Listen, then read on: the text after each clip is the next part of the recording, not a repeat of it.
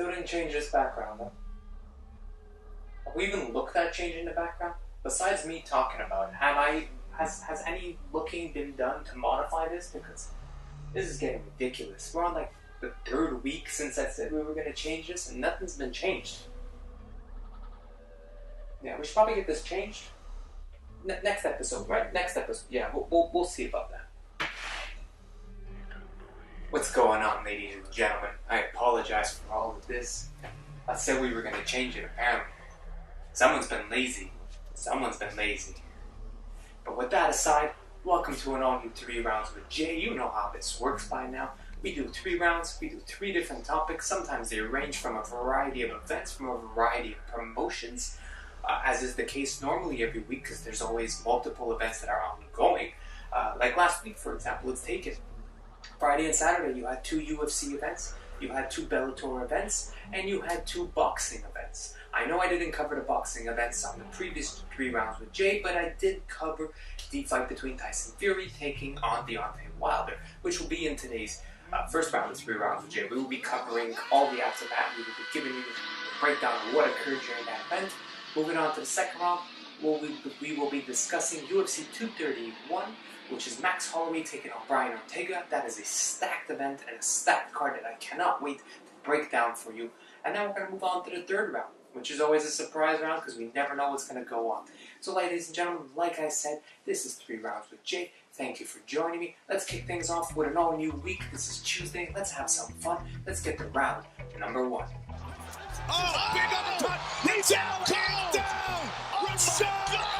Let's get this clock started. We got 5 minutes. Let's start talking because we got a lot of events to cover. First of all, first and foremost, if you are a fight fan, this was the week to be the ultimate fight fan. We had events galore everywhere. We had events on Friday with Bellator taking over Oklahoma City. They put on an event, and this event was, my prediction was wrong. It was Chidi Nchimawani taking on John Salter. This was a battle of wrestler taking on striker. It was a battle of matchups. It was a battle of styles, and it came just down to that at the end of the day. Chidi Nchimawani looked fantastic on the feet. He was getting a little bit of the better, but once John Salter decided to take this fight to the ground, it was a whole different ballgame. It was at this point that Chidi did not look like he belonged in a Bellator cage. This was a guy where both these guys, they were on the precipice of getting a title opportunity, but both faced losses and defeats along the way. Now John Salter looks magnificent coming off a victory in which he submitted, with a rear naked choke, he submitted Chidi Nchimawani in the first round. It was a fight that didn't even make it past the opening round. It was in a fight that Chidi just did not look good once he was taken to the ground. And that is the number one thing you've got to have in this sport. If you're not able to stop takedowns, if you're not able to defend submissions, if you're not able to get pretty much back to your feet, you're not going to make it very far in this game. And I'm not saying that to be a downer or to put anyone down or to be like, listen, you got to survive the ground game and that's it, that's all. That's not true. You got to have some good stand-up. You got to have an all-around game. Plain and simple. There's no more. The days of complaining of, oh, he took me to the ground and he beat me up, or he took me to the ground and he summoned. Listen, it's your fault for not being able to stop that takedown. It's not his fault for doing his game plan to a T. That would be like me saying, oh, he kept punching me in the face while we were standing and I wasn't able to defend it. With that said, Chidi Nchimawani suffered his defeat to the hands of John Salter by submission, rear naked choke. Once the fight got to the ground, the fight was a whole different story. At the same time, on the same night, live from Las Vegas though, was the Ultimate Fighter 28 finale featuring coaches Kelvin Gastelum and Robert Whittaker. Did not compete on this night. They will be competing in February, but on this night, the main event featured Rafael Dos Anjos taking on the likes of Kamaru Usman. This was a huge matchup in the division. This was a matchup that was going to decide who was practically next for Tyrone Woodley. And there is a long list of people that are next for Tyrone Woodley. You got Colby Covington, who's been asking for the fight with Tyrone. You've got Ben Askren, who's coming in to the UFC at this point. You have got Kamaru Usman, who's challenged, who is just picking away up there. You got Ponzinibbio, who's also asking for a title fight. So this welterweight division is chock full of men asking for that fight. What did I say the week before? RDA's downfall in this fight will be if he cannot avoid the pressure of Kamaru Usman. For 5 rounds, Kamaru Usman dictated where this fight took place, whether it be on the ground, whether it be standing. He was always in RDA's face, and Rafael dos Anjos could not do anything about it. See, the number one thing that frustrated me about this fight was that for 5 rounds, RDA kept bringing his back up to the cage. Rather than defending, and rather than circling and getting back to the center and trying to recenter himself and refocus and take advantage of the fact that now let's pressure forward, he just kept backing up to the cage. Now, I know it's easier to say that when you're watching from the outside in, for sure.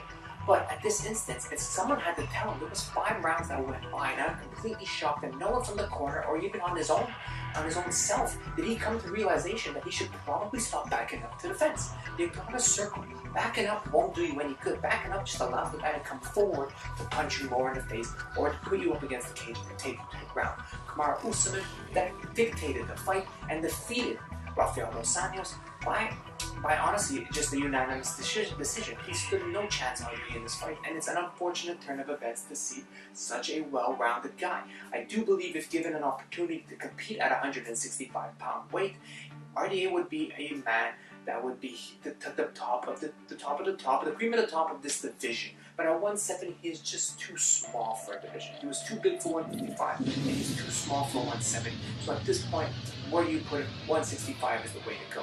Let's move to Saturday. Saturday, we had a MMA event, Bellator, which took place live from Italy, Genoa, sorry, I butchered it, I'm Italian and I can't even say. They featured the main event of Alessio Sakara taking on Kapanen. What did I say was going to happen in this fight? Alessio Sakara's chin is no longer where it used to be, and within the first round, he was knocked unconscious to a stunned Italian crowd. They basically watched their hometown hero, their hometown boy, the guy from Italy, get knocked unconscious. But let's face facts, I wasn't shedding any tears, and I'm not saying that to be mean, but he has been in this position countless times before. The point that I have even said that he'd probably take up a different sport or do something else at this point, because mixed martial arts is not the way to go when you keep getting knocked out. At nighttime, we featured a UFC event that took place from Australia. We were all over the place with MMA events and just events in general, from Australia to New Zealand, to Australia to Las Vegas, to Italy, to Oklahoma, to the boxing event that also took place in Los Angeles. It was everywhere, to another boxing event that took place in Quebec City. So what happened in this UFC event? I completely got all of it wrong. It was a clean sweep against the Australians and your triple threat main event, basically. Mark Hunt lost his fight to Justin Willis. It was a very unfortunate how do I put this? This fight looked as though Mark Hunt was fighting on his last fight of the contract. That's also honest how I'm going to put it. He looked as though he did not want to even be there. There was no movement forward. There was no aggression. The Mark Hunt that we came to know and love in the UFC, or even prior to this in Pride, was not there. This was a guy who was solely there for a paycheck, regardless of how he wants to spin it. At the end of the day, he did not look motivated, and the decision went against him at this fight. In your co-main event, you featured Shogun Rua taking on Tyson Pedro. This was a fight where I for certain thought that Shogun stood absolutely no chance against the likes of Tyson Pedro, who was a monster and a killer to anyone that he faces. It is tough to even look at Tyson Pedro and to think, man, there's a way he's going to lose to Shogun. And he took a beating in the first round. Shogun was bamboozled around, he was knocked around, he was tossed around, he was rocked several times to the point that we thought this fight was over. What solidified the victory for Shogun was his ability to take down Tyson Pedro in the first round. He was able to nullify all the strikes that he took from Tyson at the beginning of the round and was able to take him down. But Tyson won the first round. Second round, what changed up the game was the fact that Shogun Rua was able to catch Tyson with a clean left hook, a clean strike that dropped him to the ground, and it was at this point that Shogun did not let up, and he finished with the ground and pound, earning him a victory, which is another shocker because this is the kind of guy that you don't see moving up in the division. He's been there for quite some time, and he's lost quite a few fights at this point. He's basically become the pain in the ass that stops the guys who are trying to move up, and he's become the guy who can't win the big one at this point. But hey, Shogun fight is a Shogun fight, and I'm always excited to see a Shogun fight. So Shogun picked up the victory by TKO in this fight. Your main event featured Tai Tuivasa taking on Junior Dos Santos in a clash of heavyweights. It was going to come down to a knockout. It was that simple, and it ended in the first round or the second round. It may finish in the first. I think it finished in the first. Well, finished either in the first or second. I apologize. I'm having a hard time remembering. There was a lot of fights that went on. It ended in the first or second with JDS taking him out. He landed a clean hook that dropped him to the ground, and I was at this point that Tuivasa was not able to get back to his feet as JDS landed some ground and pound, got into mouth, and just unleashed a barrage of strikes that the referee at this point had no choice but to stop coming, to break in and to stop the fight. I did believe it was an early stoppage. I do believe there was several fights that had early stoppages on this card, but like, look, at this point you've got to defend yourself, and it's up to the referee's discretion on what he decides to do. You were down on the ground, you were being attacked with some heavy strikes by a killer and Joe Junior dos Santos, who does not throw 20%, he throws 100% to try and knock you out. So I do agree with the referee's decision to stop the fight in this case. So JDS picks up the victory, defeating another Australian.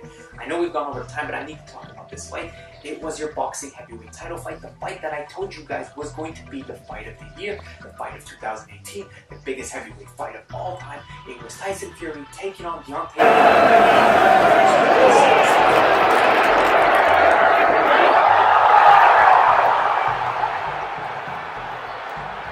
And this fight did not disappoint. It had it all. Tyson Fury outboxing Deontay Wilder for almost 10 rounds. He was the better of the two. The head movement was there. He was avoiding every and almost any strike possible.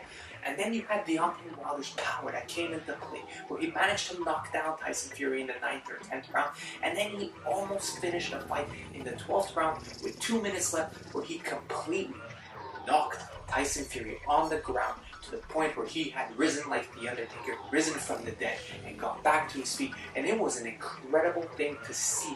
Tyson Fury got back to his feet from almost being completely out and the fight being over. I'm telling you, you're going to see a clip right here.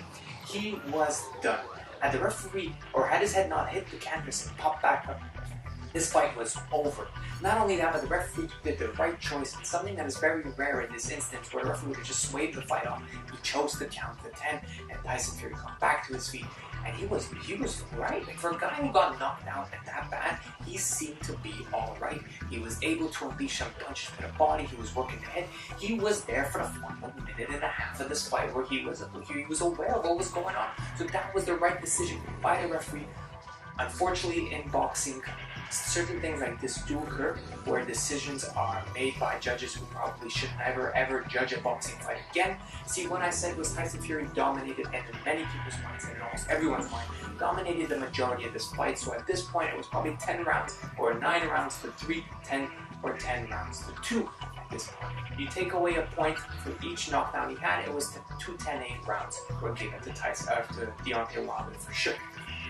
One judge, on the other hand, saw the fight at 115 to 111 for Deontay Wilder. How did you see the fight 115 to 111? I want to sit down and I want to talk to you. If you happen to stumble upon this video, please message me or something. We need to understand how you got the 115 to 111, because that is fucking ridiculous. There is not a goddamn way that you got 115 to 111 and then this judge over here has a 114 to 110. Do you understand how certain mathematical equations do not make sense? And the third judge had a 113 to 113, basically causing this fight to be a draw. There are 2 judges which I do not understand what they were watching, and I'm referring to the draw, and I'm referring to the 115 to the 111, because that was ridiculous. That was as bad as the Manny Pacquiao taking on Jeff Horn, or the fight before that against Timothy Bradley, where the judges saw it completely out. Hell, it was as bad as the Canelo Alvarez versus Triple G fight, the first one, where one judge had the same exact scorecard for Canelo. Look, this is a joke. If boxing is fixed, let's just make it official and make everyone aware that boxing is fixed, and we like having some matchups like this, and we like having rematches. But that was fucking ridiculous. Moving on from that, close off round 1, I just want to say my thoughts and prayers are off Adonis Stevenson, who suffered a brutal knockout at this point, would have been on Saturday night. He was defending his lightweight championship belt. He lost in the 11th round of a fight that he was winning, and he's currently in an induced coma. I wish him nothing but the best. This 41-year-old man was the top tier of this division for years to come. I hope he can come out of it, and I hope he can continue to live a healthy and safe life. With that being said, I know we ended this on a sour note. We're moving on to round number 2, ladies and gentlemen.